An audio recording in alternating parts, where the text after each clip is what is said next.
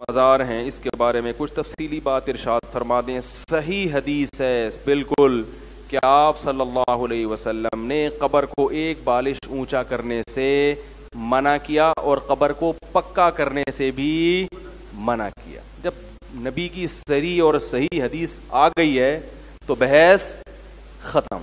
چاروں ائمہ کے نزدیک، چاروں فقہا کے نزدیک اور تمام مکاتب فکر کے نزدیک قبروں کو پکا کرنا، ان کو اونچا کرنا یہ حرام ہے، گناہ کبیرہ ہے. عیسائیوں سے عبرت حاصل کرو، امریکہ اور یو کے قبرستان جا کے دیکھو، ان میں کوئی آپ کو ڈبل منزلہ قبروں پہ عمارتیں نظر. اہل کتاب میں بعض چیزیں اچھی رہ گئی ہیں کیونکہ یہ اہل کتاب میں بھی یہی تھا کہ قبر کو پکا کرنے کی اجازت نہیں، تو وہ لوگ اس پر عمل کر رہے ہیں. آپ دیکھو امریکہ اور لندن کے قبرستانوں کا یوٹیوب پہ وزٹ کرو تو آپ کو سادہ قبریں نظر آئیں گی، اور پاکستان لکھو گے تو آپ کو قبر کم اور وہ کوئی بلڈنگ زیادہ نظر آئے گی وہ، اور اس میں بعض دفعہ مردہ بھی نہیں ہوتا اندر، اور بعض دفعہ آدمی نہیں ہوتا، پتہ نہیں کون ہوتا ہے. کوئی چرسی ہیروئن چی مرتا ہے اس کی قبر پہ بنا لیتے ہیں عجیب عجیب. میں بھی تھائی لینڈ سے ہو کر آیا ہوں نا، وہاں میں نے بت پرستی دیکھی تو بتوں کے بارے میں وہم ہے کہ یہ یوں کر دے گا، یہ یوں کر دے گا. تو مجھے خیال ہوا کہ جیسے ان کے پاس ان بتوں کے برحق ہونے کی کوئی دلیل نہیں ہے، توہمات ہیں، ایسے ہی ہمارے پاس مزار پرستی اور ان روحانی ٹوپی ڈراموں کے برحق ہونے کی کوئی دلیل نہیں ہے، صرف توہمات ہیں. وہ توہمات کیا ہیں؟ ہندوؤں کا نتیجہ ہے کہ ہم نے فلاں بھگوان کی منت مانی تھی، ہمارا فلاں کام ہو گیا تھا. بعض دفعہ کام ہو بھی جاتا ہے نا، تو ان کے پاس ایسے کچھ واقعات ہوتے ہیں، وہ واقعات لوگوں کو سناتے ہیں، لوگ یقین کر لیتے ہیں. ہمارے ہاں بھی جو روحانی ٹوپی ڈرامے مارکیٹ میں چل رہے ہیں، ان کے پاس بھی واقعات کی ایک فہرست ہوتی ہے. فلاں آیا تھا، میں نے فلاں وظیفہ بتایا تھا، اس کا فلاں کام ہو گیا تھا. تو اللہ نے بھگوان کے جو پتھروں کے بنے ہوئے بت ہیں ان کے باطل ہونے کی دلیل میں یہ نہیں کہا کہ ان سے تم نے فلاں موقع پہ مدد مانگی تھی اور کام ہو گیا تھا، بلکہ اللہ نے کہا کہ تم کتنی چیزیں ان سے مانگتے ہو وہ پوری نہیں ہوتی. ایک دلیل یہ دی، الہم ارجل یمشون بہا، کیا ان کے پاؤں ہیں جس سے چل سکتے ہیں؟ یعنی اللہ نے بتایا کہ یہ اپنا کام نہیں بنا سکتے تو تمہارا کہاں سے بنائیں گے؟ لہذا جو کام تمہارے ہو گئے وہ انہوں نے نہیں کیے، وہ کس نے کیے ہیں؟ اللہ نے کیے، اور ان کی وجہ سے نہیں کہ وہ ویسے ہی غریبی میں کچھ کام ہو جاتے ہیں. ایسے ہی روحانی ٹوپی ڈرامے سے کسی کو فائدہ ہو گیا تو یہ مت دیکھو فائدہ ویسے ہی ہونا تھا. ہر آدمی کے مقدر میں بیماری کے بعد موت نہیں ہوتی، بہت سے لوگوں کے میں بیماری کے بعد شفا بھی لکھی ہوتی ہے.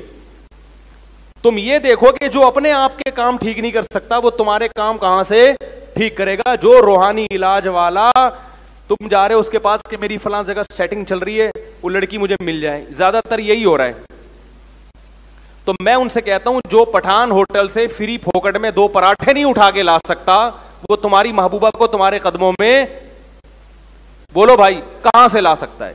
تو قرآن کا طرز یہ ہے کہ ان کے عاجز ہونے کے دلائل دے رہا ہے، اور آپ ان کے عاجز ہونے کے دلائل پہ غور نہیں کر رہے. جو کام تکے میں ہو گئے ہیں ان کو ہائی لائٹ کر رہے ہو. مجھے کینسر تھا، میں حضرت جی کے پاس گیا، کینسر ٹھیک ہو گیا ہے. بھائی میری ٹانگ ٹوٹ گئی تھی، میں فلاں کے پاس گیا، ٹانگ ٹوٹ گئی. میرے گدے میں پتھری تھی، انہوں نے پھونک ماری، پتھری نکل گئی.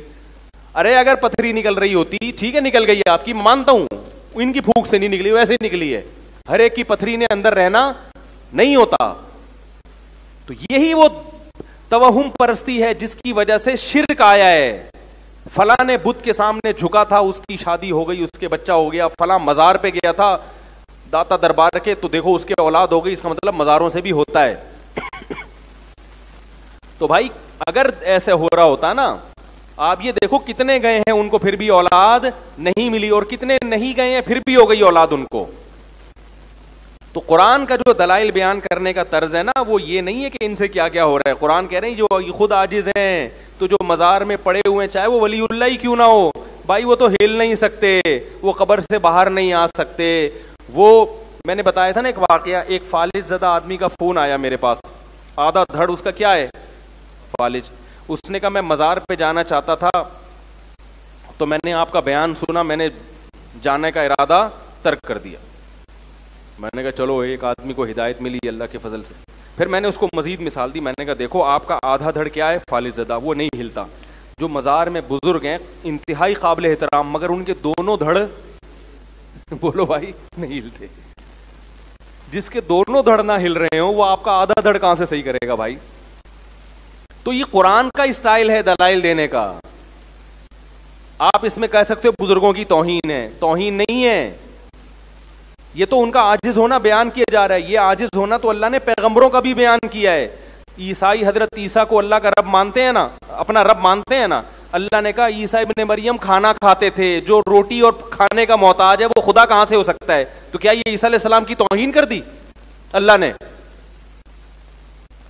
بولو نا بھائی، توہین تھوڑی کی ہے. بتایا کہ بھائی وہ عاجز ہے، وہ بھوک کے لیے روٹی کے محتاج ہیں، تو وہ خدا نہیں ہو سکتے. تو ہم بھی کہہ رہے ہیں جن بزرگ کے دونوں دھڑ کام نہیں کر رہے، اگرچہ وہ بزرگ ہیں، اللہ کے مقرب ہیں، ہم سے بہت اچھے ہیں، تو فالج زدہ آدمی کا آدھا دھڑ کیسے صحیح کر دیں گے؟ بعض لوگ کہتے ہیں نہیں، ہم ان سے جا کے کہتے ہیں کہ ہم ان سے دعا نہیں مانگتے، ان کی قبر پہ جا کے کہتے ہیں کہ اللہ سے دعا مانگے ہمارے لیے.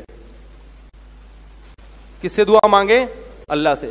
تو سوال پیدا ہوتا ہے کہ کیا اسلاف میں یہ طریقہ تھا؟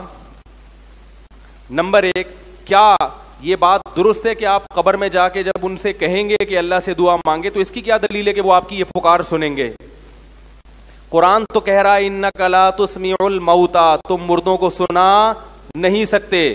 اب یہ مردوں والا مسئلہ آ جائے گا، اس پہ کلپ بازی شروع میرے خلاف. قرآن کیا کہہ رہے ہیں؟ تم مردوں کو سنا نہیں سکتے. میرا یہ نظریہ کہ مردے نہیں سنتے. اگر کسی کا نظریہ سنتے ہیں تو بھائی اس کا ہوگا. بعض اکابر اس طرف گئے ہیں کہ سنتے ہیں، ان کے بھی اپنے دلائل ہیں، لیکن مجھے جو دلائل سے جو بات صحیح میں وہ بیان کر رہا ہوں.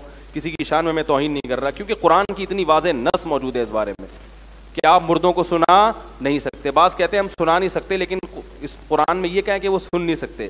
اصل میں یہاں سنانے کا مقصد کیا ہے کہ وہ سن نہیں سکتے، اس لیے تم ان کو نہیں سنا سکتے. تو یہاں عبارت مقدر ہے فَإِنَّكَ لَا تُسْمِعُ الْمَوْتَى فَإِنَّهُمْ لَا يَسْمَعُونَ. تم ان کو سنا اس لیے نہیں سکتے کہ ان میں سننے کی صلاحیت ختم ہو گئی ہے. تو اصل میں قرآن یہ بتانے کے لیے چاہ رہا ہے کہ مردوں میں سننے کی صلاحیت ہے ہی نہیں، کیونکہ آگے آتا ہے لا تہدی العمیٰ، تم اندھوں کو راستہ دکھا نہیں سکتے. تو جیسے اندھا نہ دیکھ نہیں سکتا اس لیے نہیں دکھا سکتے، تو مردہ بھی چونکہ سن نہیں سکتا اس لیے آپ اس کو سنا نہیں سکتے. بالکل نص ہے یہ قرآن کی، بالکل واضح. اب تو عجیب ہو رہا ہے، بعض لوگوں نے مردوں کو قبروں سے دکھانا بھی شروع کر دیا. کہہ رہے ہیں سننا تو دور کے بعد مردہ اندر سے دیکھ بھی رہا ہے باہر. بھائی اتنا غلو مت کرو، سننے میں اختلاف ہے، وہ اختلافی مسئلہ ہے. ہاں احادیث میں جہاں سننا ثابت ہے جن مواقع پر، ہم وہاں بھی سننے کے قائل ہیں. جیسے کہ صحیح مسلم کی حدیث ہے کہ جب دفنا کے لوٹتے ہو تو مردہ چپلوں کی آواز سنتا ہے، وہاں ہم قائل ہیں سننے کے، تاکہ قرآن اور حدیث میں کیا ہو جائے؟ تطبیق ہو جائے. تو پھر دوسری بات یہ سے شرک پھیلتا ہے. اور چلو فرض کیا وہ سنتے بھی ہیں، تو کیا زندہ دنیا میں کم پڑ گئے جو آپ مردوں کے پاس جا رہے ہو؟ ہیں بھائی، قبر میں جا کے آپ مردوں سے کہہ رہے ہو کہ سنیں، تو کیا زندہ بزرگ دنیا میں نہیں ہے؟ خاص طور پر جب ایک عمل سے بدعت کی تائید ہو رہی ہو اور یہ اسلاف کا طریقہ بھی نہ ہو. اسلاف کا یہ طریقہ نہیں تھا کہ قبروں پہ جا کے وہ یوں کہا کرتے تھے، وہ زندوں سے دعا کی درخواست کرتے تھے. تو جب یہ طریقہ بھی نہیں ہے تو یہ طریقہ بہرحال سنت کے خلاف. اور دوسری بات یہ کہ بعض چیزیں بذات خود جائز ہوتی ہیں مگر وہ ایک ناجائز چیز کا ذریعہ بن رہی ہوتی ہیں، اس لیے منع کر دیا جاتا ہے. یہ چیز شرک نہ بھی ہو تو شرک کا ذریعہ بہرحال ہے، کیونکہ قبر پرستی اسی سے پھیلتی ہے. ہمیں جو قبرستان جانے کا حکم ہے قرآن و سنت میں، وہ عبرت کے لیے. وہ کس کے لیے؟ کہ بھائی آج یہ چلے گئے، کل ہم نے بھی جانا ہے. فزورها فإنها تذکر الآخرہ. آپ صلی اللہ علیہ وسلم نے فرمایا قبر کی زیارت کرو، اس لیے کہ وہ آخرت کو یاد دلاتی ہیں. اس لیے بھائی ان چکروں میں نہیں پڑنا چاہیے، بزرگوں کا احترام کریں، ان کے لیے دعائیں کریں. اور مزاروں پہ، ویسے قبرستان جائیں، مزاروں پہ اسپیشلی نہ جائیں، کیونکہ مزاروں پہ ہلہ گلہ ہوتا ہے، دھوم دھڑکا ہوتا ہے. تو آپ کے جانے سے مجمع بڑھے گا اور بدعت کی تائید ہوگی. آپ صلی اللہ علیہ وسلم نے فرمایا میرے دنیا سے جانے کے بعد میری قبر کو عید گاہ مت بنانا. میلے ٹھیلے ہوتے ہیں نا، تو جیسے نبی کی قبر کی حفاظت ضروری ہے کہ عیدگاہ نہ بنایا جائے، ایسے ہی بزرگوں کی قبر کی حفاظت بھی ضروری ہے کہ ان کو عیدگاہ نہ بنائے. کسی نے زیارت کرنی ہے بس جائے بزرگ کے لیے دعا مانگے اور پتلی گلی سے نکل لے وہاں سے بس. جیسے ہم نبی کی قبر پہ جاتے ہیں، آپ صلی اللہ علیہ وسلم پر صلاۃ والسلام پڑھا اور نہیں بھی پتلی گلی سے نکلتے تو ہمیں پتلی گلی سے شرطا نکال دیتا ہے. اگر وہاں شرطے نہ ہوتے تو وہ جگہ بھی عیدگاہ بن جاتی. ایک میلے ٹھیلے لگے ہوتے، ایک پروگرام چل رہے ہوتے باقاعدہ. تو یہ والے پروگرام قبرستان میں اس کی اجازت بولو بھائی نہیں ہے، کیونکہ قبرستان جو ہے نا وہ آخرت یاد دلانے کے لیے، وہ میلے ٹھیلوں کی جگہ نہیں ہے.